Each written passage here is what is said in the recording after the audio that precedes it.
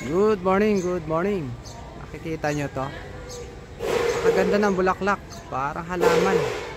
Pero hindi siya halaman o ornamental. Ito kasi ay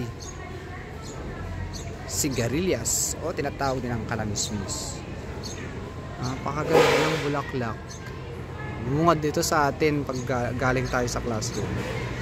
Pagkatapos ng klase natin, ito ang napansin natin. Yung maganda niyang bulaklak. Oh. So ito ay sigarilyas. Malilit lang na variety to, hindi ito yung mahaba. Ito yung bunga niya na ngayon. Mga bunga na siya. Yan. So napakaganda niyang tignan. Ayan. Dito natin siya itinanim sa may gapangan. So yung gapangan niya pala, ayan no. Bintana to dati ng classroom. Tapos ginawa na natin gapangan. Ayan no. Bintana po yan ng classroom. Sinira yung classroom.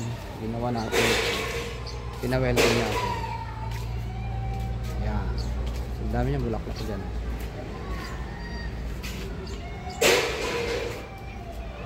Sigarilyas.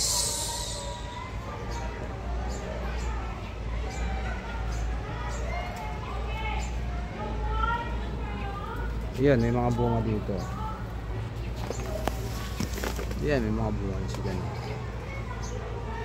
Yan, maliliit pa yung bunga ng sigarilyas.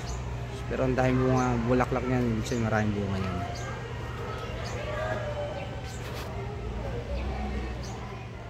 So ito ang aming harvest ngayong Thursday morning. Sigarilyas, syempre. Talong, okra.